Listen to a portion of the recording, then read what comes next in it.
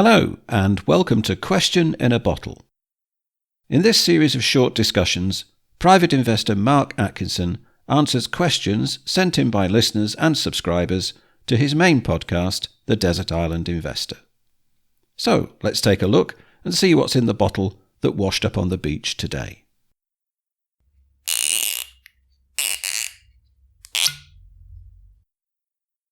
Right, Paul, we have a question from Wilf Taylor. And Wilf asks, as a full-time investor, how many hours research does this take each week?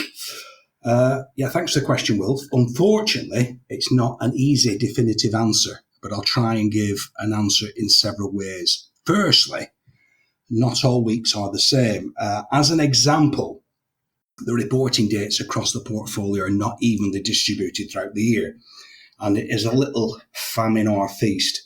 And reading the report is one of the heavier tasks. I would split the time I spend in research into two categories, conscious and unconscious, and I'll expand on that a little bit later on. Consciously, most weeks I will guesstimate around 10 to 15 hours per week, and this will differ from investor to investor, no doubt. How broad is their portfolio, the number of stocks to follow, their watch list, how easy their stocks are to comprehend, how often they churn, etc., etc. I've said this before, but most investors I know are lazy and they don't put in the work required. And it does mean that word work. There's money at stake and there is no free lunch. Having said this, I myself do not want to be a slave to my investments. As I've pointed out many times before, most of these are long-term holds. So I've built knowledge over this time. I'm constantly topping up rather than repeatedly starting from scratch, learning about a new business. Also, a number of businesses are quite easy to comprehend, easy to understand the model. A more complicated and baffling business is not necessarily a better business.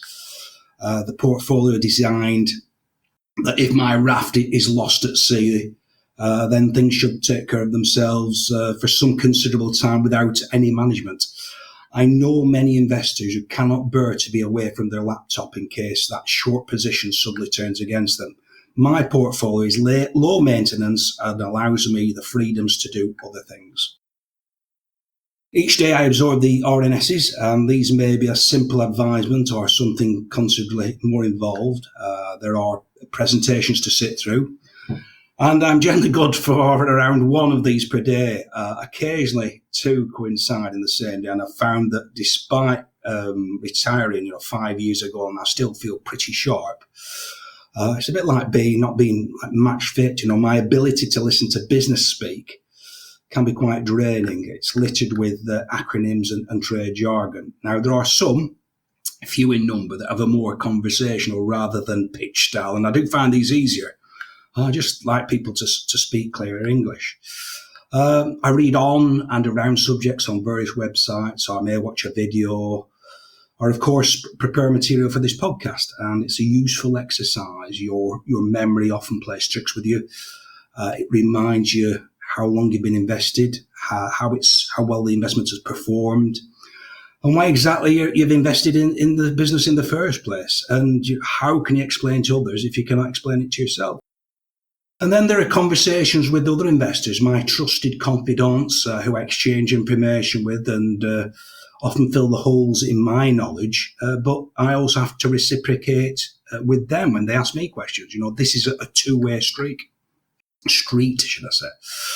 And then there are AGM visits. They consume both resource and time, and they're often a major investment in both relative to the actual duration of the meeting. Whenever I'm around the country, I therefore try and dovetail with other meetings to max out my time.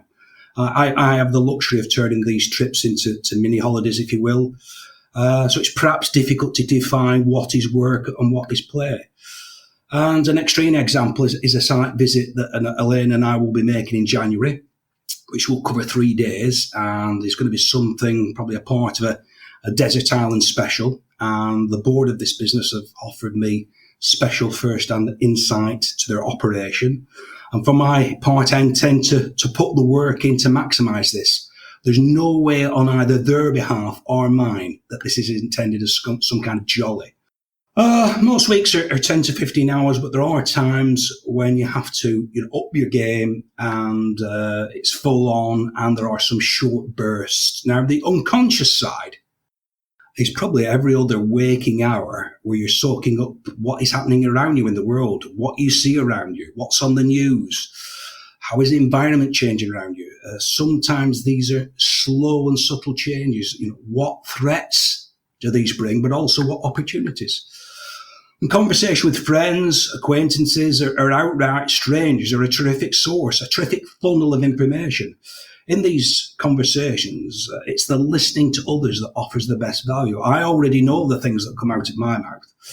It's what they can add that's of value. Everybody I know, everybody I meet knows something that I don't. And most people I've met generally have a certain area where they're particularly strong, be that their line of work or a general interest. And most people are happy to share their opinions with somebody that's prepared to listen.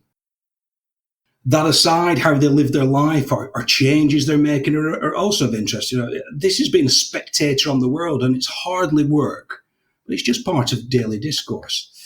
And after a conversation of any length, I generally know that I've left with two types of information. The first is some form of nugget that I'd identified that's useful in the application to the portfolio. It might be the fact that a friend who's got a hospitality business has switched across to Booker Cash and Carry, for example, part of Tesco. The second is that I also generally leave with the knowledge that I've left the conversation with some other form of useful information, although at that point I haven't identified what it is. It goes on what I call the brain bookshelf until some point in the future when something happens or somebody says something and I recall the conversation. And all of a sudden, that random comment put together with this extra element takes on some importance. It may be a further person looking to emigrate, somebody who's become teetotal, somebody who's using a different supermarket. No end of things, but you begin to identify trends. So, Wilf, thank you for your question. I'm sorry I've not been able to define it with a number, but I can't give one. The needs of everybody's portfolio are different, and I'd suggest building a portfolio type around the time that you've got available. I don't think that's a bad idea. For some, funds or trackers are a great solution, as somebody else has to do the spare work. But generally, that comes at a cost, and there are others like myself that are prepared to run their own money.